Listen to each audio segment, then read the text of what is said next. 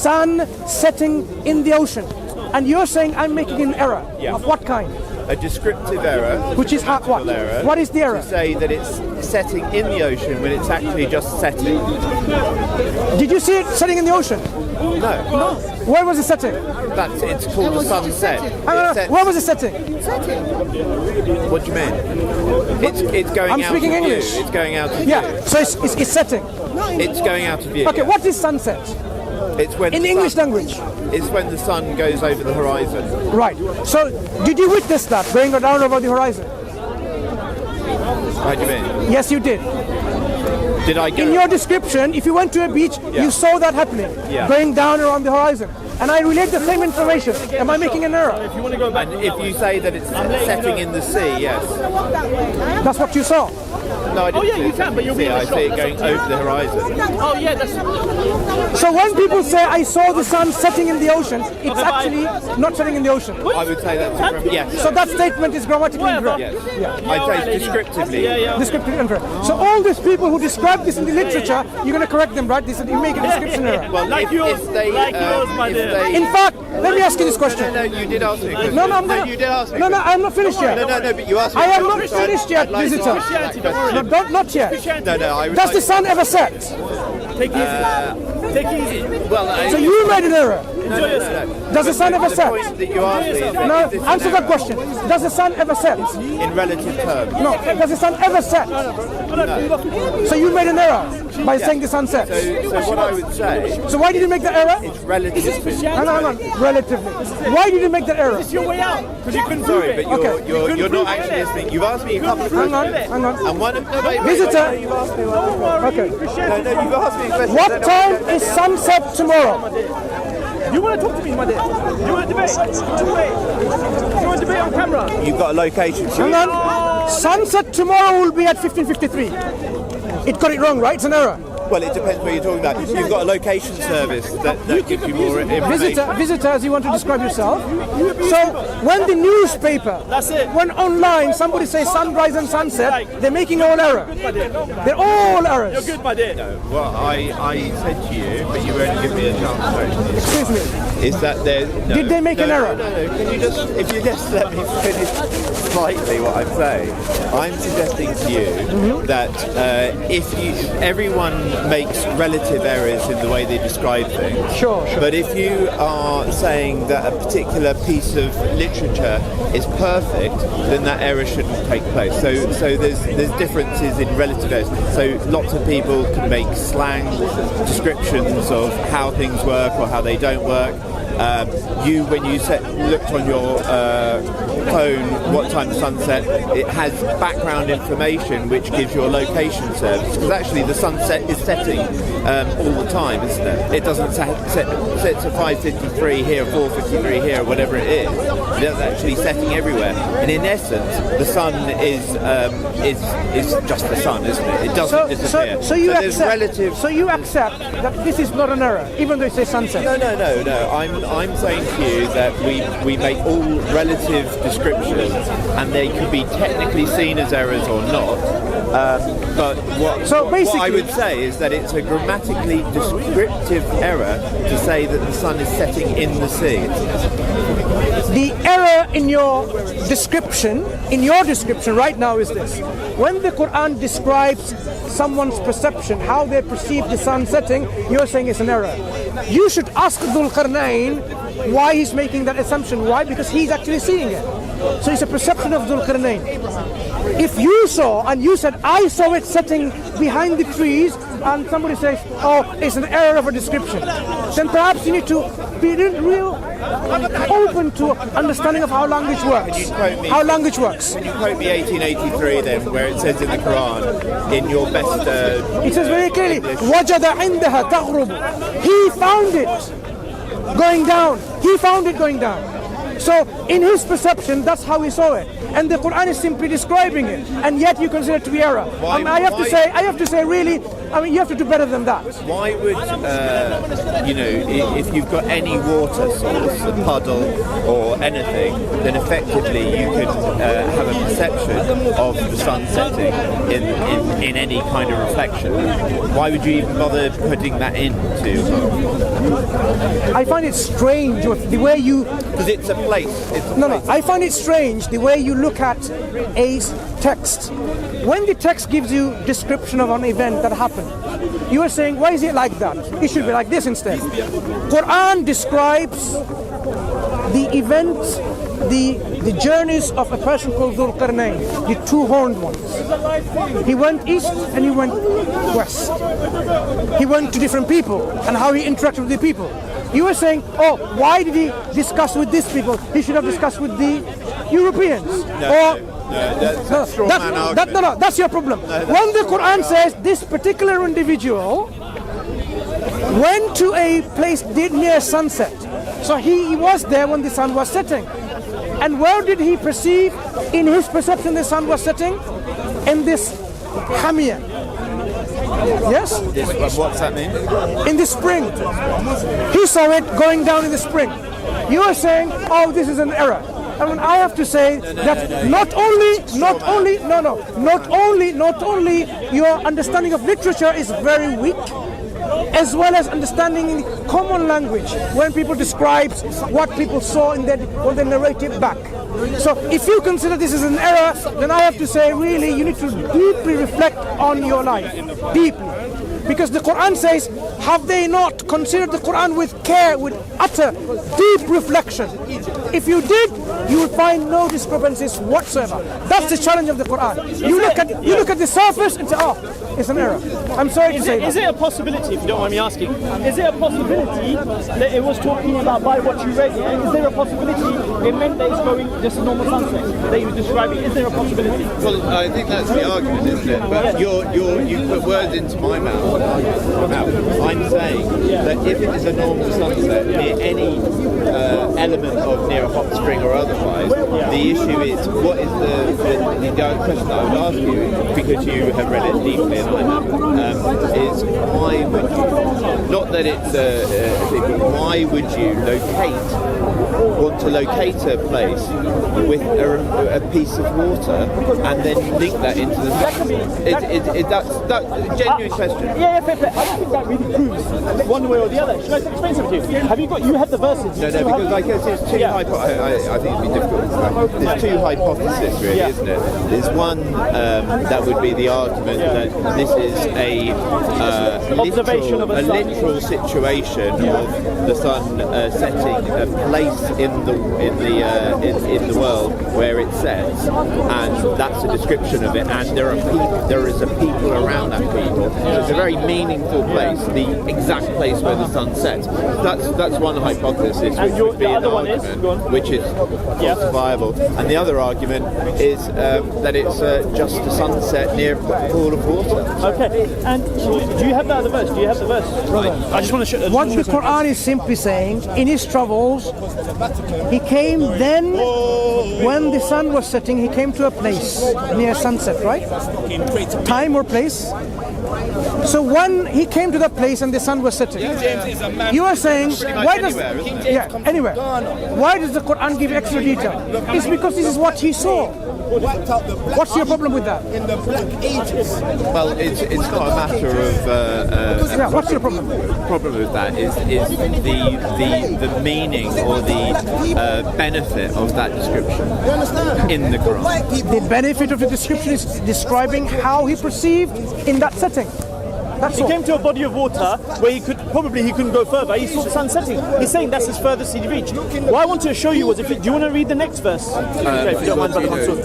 Have you got the? Before we go into this, this is quite interesting. Now you're questioning that it's not an error. This is your underlying assumption now.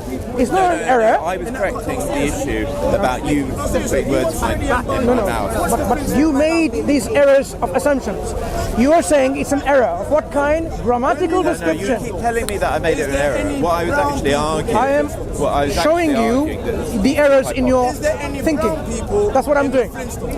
You consider the Quran to be an error. I'm saying your thinking is an error. Okay. That the Quran is simply saying he saw it setting. He saw it, the sun going down. Your problem then now is actually, why is this extra description? The next verse actually. What's your problem? Does this the next verse? Yes, if you don't mind, can you just show me the next verse, please? But can you get facts on Google? What is the verse after that? You know, he actually went. So he went to two sides of the world, didn't he? He went one side where he saw the sun setting, as you say. And he went to people where the sun was rising. Yeah, and what is they actually? had no shelter. What is the actual wording? I'd just like to. Sorry, if you can find that. If you don't mind, brother Mansur, just for a second. He found the sun rising. Yeah. Where, in another bit. No, yeah. If you just, do you want me to find it? Is that the chapter? I'm not sure. I mean, Brother Mansur, do you remember the actual? No, it's along this. Yeah, along this you can find paragraph. the. Because it shows you. I don't know. Have you got a phone? Job said the Can you get it? So, Okay, let me paraphrase to you. so it's no longer Yeah. Joe. an error. It's about why is there additional detail. Driven forth No, from no, among no. men. The question was, They cried after the them question as a that thief. people To might dwell in have the cliffs of is the that it's valley. either In an error in And saying in the that the rocks. sun does actually set into They prayed under the a net. Pool of water. hot spring. Some people are not. Yeah. The people who think that is because they're not thinking properly. Exactly. I don't know, but I'm explaining the two. Yeah, fine. Go ahead. hypotheses, right? Go ahead. That's one hypothesis. Yeah, so you can get rid of that easily. Well, They're not reading it properly. Let's see the next one. okay, and then the other Finish off. hypothesis is that it's just a random place with Okay, pool of water, sure. which could be pretty much anywhere in the world. Okay, sure. And the next part, Helpful description. I'll just explain the next part. go. But it's The not next an error. Yeah, and the next part, and I'll paraphrase it for you, yeah? And when he went to the other side, he found the sun rising over a people. Okay?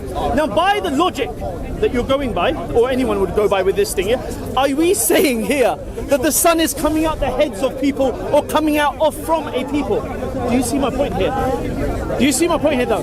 Could we really logically have those two hypotheses? I mean, seriously, you go to one side of the world, you see the sun setting, yeah, behind a pool of water, whatever, a sea, yeah, or a lake, whatever you want to refer it to, yeah. Now, in a pool, okay, fine, in a pool. Now, on the opposite side, he goes and he finds the sun rising over a people.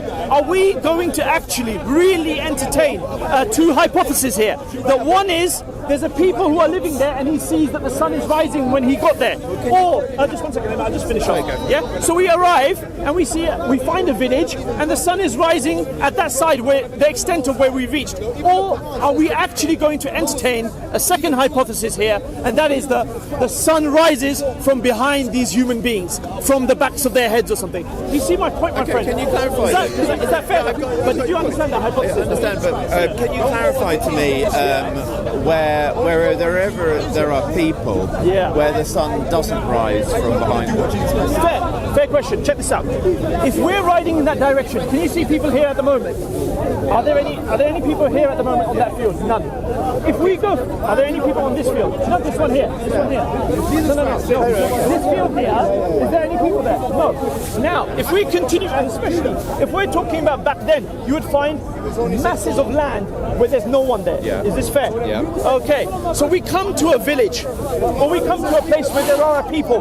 Yeah. When the sun is rising, are we actually going to entertain the fact that the sun rises from the backs of these people's heads? You see my point, my friend? My question was, if you come to any group of people and the sun rises, how descriptive or helpful is that? Okay, for example, if I set out and I arrived in the morning, if I arrived in the morning, well, how would I explain that? Would I say it's 5 o'clock? They didn't have, just to clarify, sorry, my friend. I wouldn't say it's 5 o'clock back then because we don't have watches. So I would say I arrived when the sun was rising. I found the sun rising over a people. Now, I find it very hard to entertain that the sun is rising from within these humans. No. So the fact that Rising over. that's fair. So then it would be again very logical to determine the previous verse the sun was setting when he arrived, whether it be a muddy pool of water, whether it be a lake, or whether it be a sea. My friend, I think it's clear. I don't understand what people are going on The Quran about. simply describes his journeys where, at what point he reached a particular group of people. During sunset, he reached one type of people and he did something. Another time, he reached a place when the sun was rising at that time and he dealt with this kind of people, a group of people. It's a way of describing the time he reached to a particular area of people and he had some interactions with them. By saying this is an error in the Quran, I am clearly saying people are not reading the Quran properly, they're not even thinking deeply, and they're just generating errors when the errors doesn't even exist. That's all. I guess the reason why that happens is because people are considering that perhaps at the time people had a more magical view of where the sun set or even the earth being flat, and so therefore the context, although it seems ludicrous from a 20th century, 21st century mind, it may be within that context different, and that is where A 20th century mind reading the Quran, when the Quran doesn't say the earth is flat, and he's just simply saying this man journeys. Look, what people try to import in their own thinking, errors and contradictions when reading the Quran. For these people, Quran says, reflect deeply, ponder on the Quran deeply. When you ponder on the Quran deeply, nothing of these sorts of contradictions that you've generated in your mind will remain. The Quran doesn't say there is no contradiction. It says, have you, أَفَلَا يَتَدَبَّرُونَ الْقُرْآنَ, have they made tadabbur, deep reflection and contemplation? They would have found that there's no discrepancies whatsoever. So this discrepancies is in the mind of superficial reading. That's all I'm arguing. Superficial reading, you can believe in anything. Oh, the Quran says like wonderful, astonishing. Here's another two hypotheses: is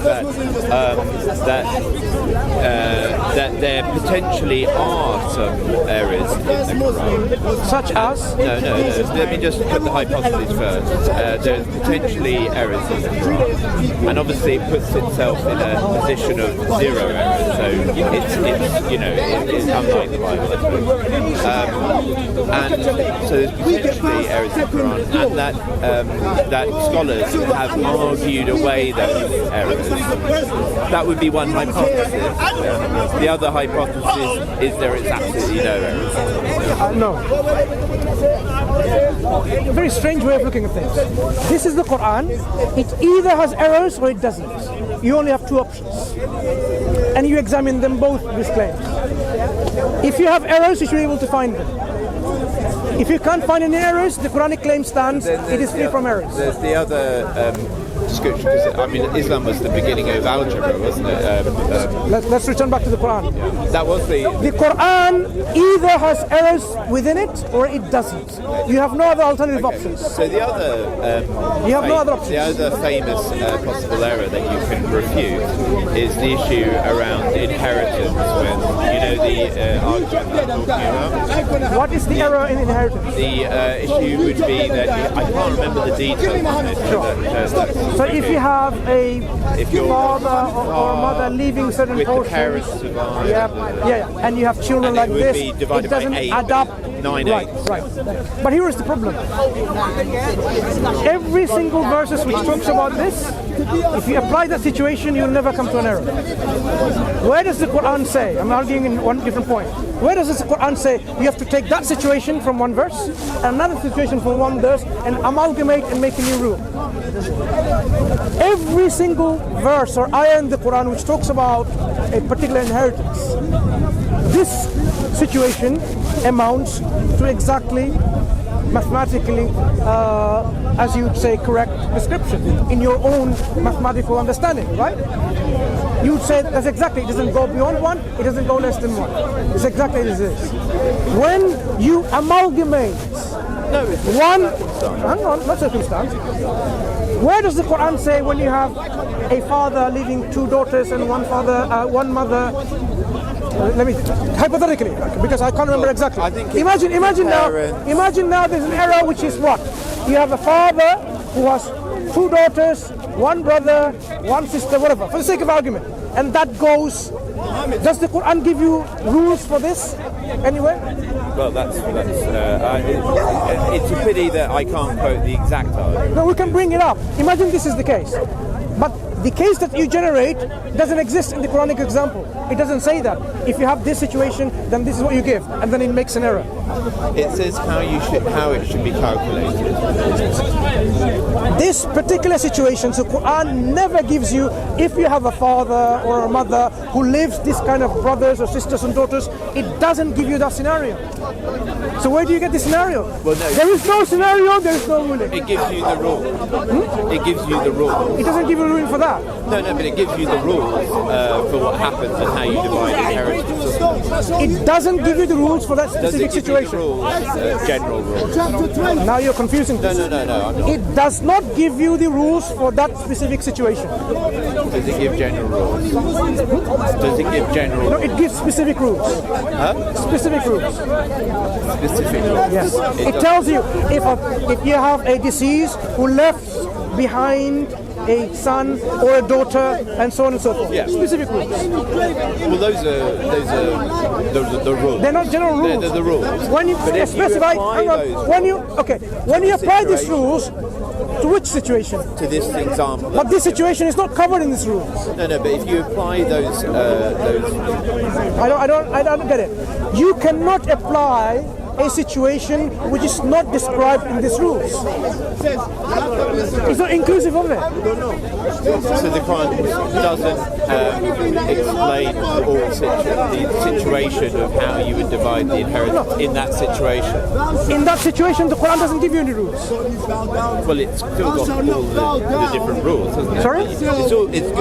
You apply, like in a law court, you apply the rules that you've got. Can you ask the gentleman? The ashes are coming in our eyes. The situation. This situation, the Quran hasn't given you any rules.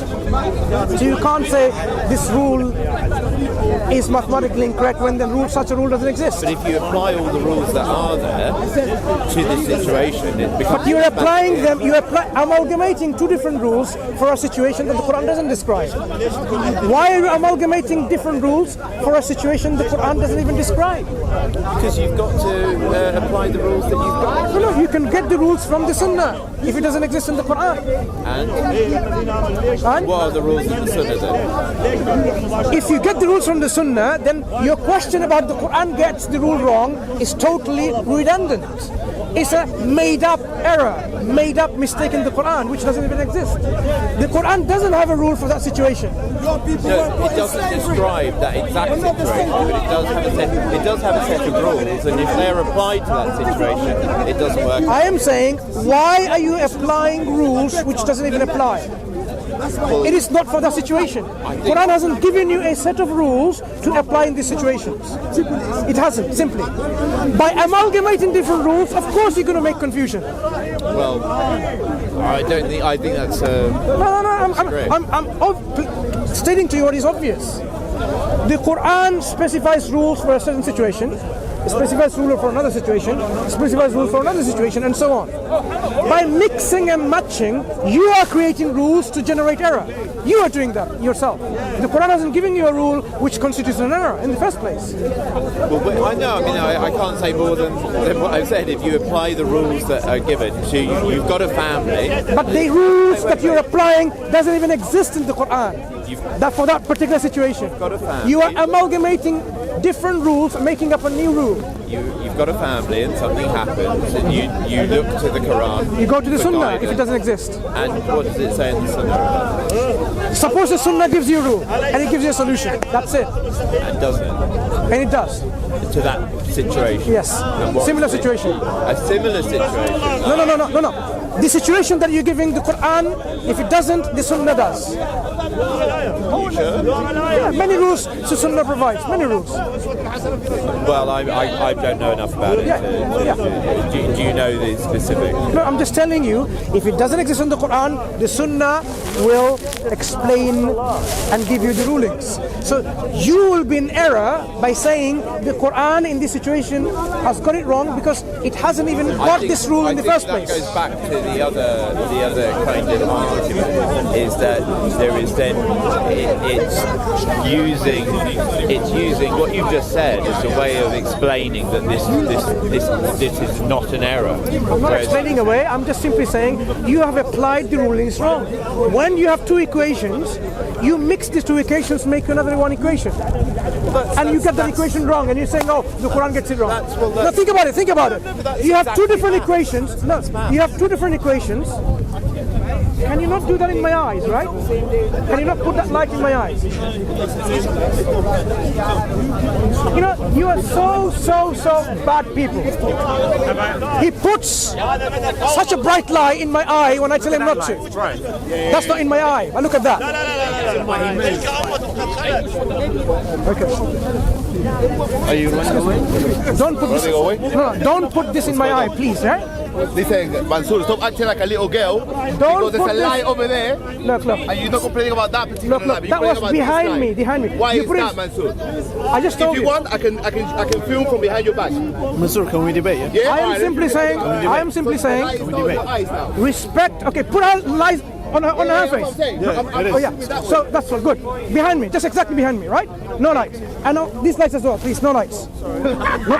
No lights in front of my. Hey, are you a diva? Good. Thank you. Right? Good. Thank you. Now debate between yourself. Where's the gentleman's one? Yeah.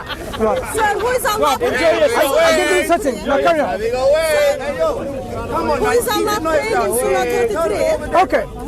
Now let's. Is Allah Okay, praying for in one Surah moment. 33? Hatun, I know you're a Decepticon. What that means, let me explain to you, then you can ask the question. That you deceive knowing well that you are deceiving. That's the definition in my diary, in my dictionary, that you are a Decepticon, right? I'm using a cartoon character title. When you say who is Allah praying to, obviously you are using the English translation of the Quran, which says Allah is praying to, and you're saying, there you go. How can Allah pray to someone? Because Allah is the one who should be prayed to. Is there someone who listens to Allah's prayer? Is there someone who listens to Allah's prayer? That's your question, right, isn't it? Now, I would like to tell you, as I said before, in the Arabic that you read, or in the English that you will read shortly, it doesn't say Allah prays to anyone. So you just manufactured. What does salah mean? Let's just deal start with that. with the definition. Here's the thing. Let's first go and do the basics. So you had whole week to prepare for this answer, because last week you I did didn't not want to deal. talk to you, but you keep on persistently Last coming back week, to me again. You did not How? want to deal it. So, Surah 33, verse 43. Can I get this up first? He- One second. It is who? One second. Get out, Mansur. Get out, Mansur. Yeah. 33. And which verse? Which ayah? 50? 43. 40. So they're not praying. Okay. Yeah. Surah 33, verse 43.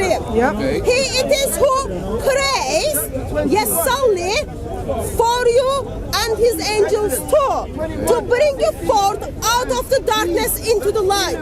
For he is merciful to the believers.